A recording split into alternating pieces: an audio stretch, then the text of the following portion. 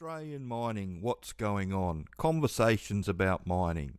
Welcome to Conversations About Mining. I'm here by myself today.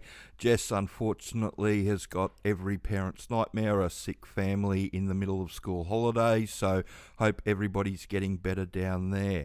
But today we're just going to do a quick look at what's going on around the mining industry. So we're going to cover the gold price, iron ore automation, the shutdown, slowdown, and where the jobs are and understanding what the employers need. So first we're going to talk about the gold price, and if we come over to our chart over here, this is in US dollars, but if we flick it into Australian dollars, it's $3,596 an ounce, which is almost $3,600 an ounce, which is just a ridiculous price for gold. And that's why if you look at all the videos that I've done in the last 3 to 4 months, it's been telling you to go and get a job in a gold mine, because that's where everybody needs their new starters at the moment.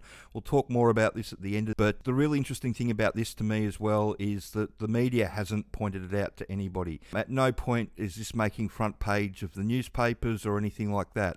And a record Australian gold price of this much, you would have thought it would be making the news everywhere. And the other interesting thing also is that FOMO hasn't kicked in yet. So we've got this really high price already and nobody knows about it. As soon as the general public realises what's going on with gold and why the demand's there around the world, they'll start wanting to buy it, and it's going to start going up even higher. So who knows where it's going to end up. But that's why you should be looking at the gold section for your long-term career at the moment and getting into the industry. If we go next to the iron ore and automation, have a look at the iron ore price, and it's coming back down again a little bit. And like we've talked about over the years in the channel, most people that experts on iron ore believe that it's going to settle somewhere between $80 and $120 US a ton. And so with the automation that's in place, the iron ore companies are making a lot of money. But what they've done, unfortunately, with the autonomous trucks and the autonomous equipment is that they've sucked the guts out of the wages. And I do, unfortunately, from time to time get messages and calls from people asking me whether they should get an iron ore job or a surface truck driving job on a traineeship, when the traineeship is significantly less than what the person is currently making. And it's hard to tell anybody to jump into mining when you're going to go backwards in money, because the whole point of getting into the mining industry is to go forwards in money. So just be aware that this is a good read about what's going on with the autonomous trucks, but just be aware that the wages have significantly fallen in the iron ore area because of the automation. So if you want a well-paying job, you need to be on site actually physically doing something. And again, it's the hard rock gold mines that those opportunities are in at the moment, and also the copper mines as well. Copper price is huge. It's over $14,000 Australian a ton, which is very high as well. And next we'll move on to the shutdown, slowdown. And the big one that's happened lately is BHP. They've cut their nickel smelter contractors, and they've deferred plans for the 1,000-bed camp they were going to use to do the rebuild on the infrastructure. So this year was going to be a big year for the nickel smelter in Kalgoorlie. They were going to do a big, it was going to be 12 or 18 month rebuild of the whole thing. They were going to build a 1,000-bed camp to make it happen and all that sort of stuff. So that gives you an idea of how many people that they needed on standby. And a lot of these people were already plugged into this job because they've only just pulled this job. Now, by pulling this job, what does that do to the rest of the shutdown industry? Well, it puts a great big hole in it, unfortunately. And it's not just that one as well. It's also, if you come over, and I pulled this up off the internet, and it's thousands of job cuts in Western Australia, and it's lithium and nickel. So this is about a couple of nickel mines. There's Savannah's nickel mine that shut down.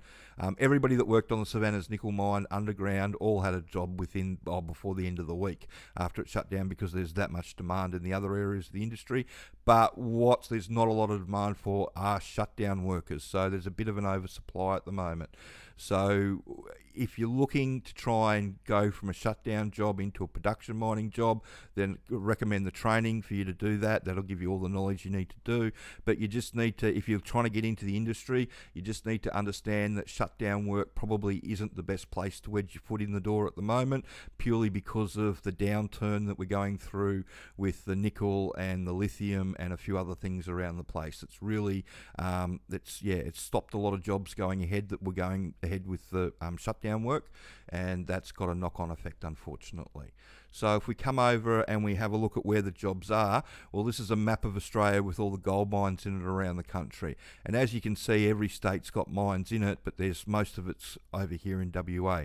There is a real good section in the middle of New South Wales that you can take advantage of, and up in northern Queensland that they're always looking for people as well.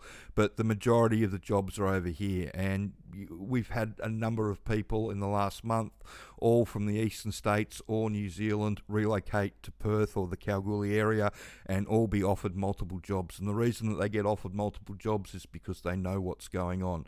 And that moves me on to how you can educate yourself and get yourself a job and give the employers what they want. So this is our intro to underground mining. It's the cheap package that we've got. It's got full instructions on how to redo your resume and interview prep in there. But if you click on the basic mine operation link there, it brings you to this page. And this page goes through exactly what you're going to learn in this course, and all the other courses do the same thing. But it goes through exactly what they need you to know and how it all works. Because the issue that everybody's got isn't teaching you how to drive the truck. It only takes a couple of weeks. The issue everybody's got is teaching you enough about how it all works so they can leave you alone to get on with it by yourself. The unfortunate problem is the way the legislation's set up around the country, as supervisors, as the shift boss, the underground manager, the resident manager, everybody's directly responsible for everybody that works for them underground. So if somebody goes off and hurts themselves, then those three people with a statutory position, they can all end up in jail. So that's where the problem comes in for getting yourself up to speed and not needing a babysitter anymore. Nobody, including the babysitter, is going to sign you off unless they 100% think that you can do the job by yourself. So if you're still dithering around and not understanding what's going on and always looking a bit lost, then you're not going to survive. You need to know what's going on, and the best way to know what's going on is to know how the mine works, and you need those skills. If you can't pick those skills up in a short enough time, then they'll stack the pressure on you till you don't want to be there, or they'll just tap you on the shoulder and tell you to pack your room up, unfortunately. But that's the people that succeed in getting jobs in this industry are the people that understand what the employers need, and they get that, learning the practical sides of the jobs is really easy, but learning how it all works so you can be left alone, that's the hard bit. So if you already walk into the interview having solved that for the employer yourself, it puts you in a really good position to get yourself a job. And so this is a 3-step plan package that we do with Jess. She takes care of the resume, you do the online training, and I just want to say congratulations to Tim, who got himself a job using the 3-step plan. He let me know the other day, so well done, Tim. There's a lot of work around the country. You just have to give them what they want, somebody that knows how their mine works. So I hope you found that information helpful about what's going on around the country. And remember, the gold price at the current price is huge. It's almost $3,600 an ounce. Media's not talking about it. Nobody's talking about it, which means that you've still got a good opportunity to get yourself a job, get yourself educated and get yourself a job. Pretty soon, this is going to get out there, and you're just going, you're going to be, instead of competing with hundreds of people, you're going to be competing with thousands of people. So, like I said, I hope that information is helpful, and if you've got any questions about how the industry works, if you could send them through, we will do a video on it. And we've got a few videos that we were meant to do this week that we'll do next week. Apologies to those that we didn't get to, and I hope Jess and everybody feels better. Thanks.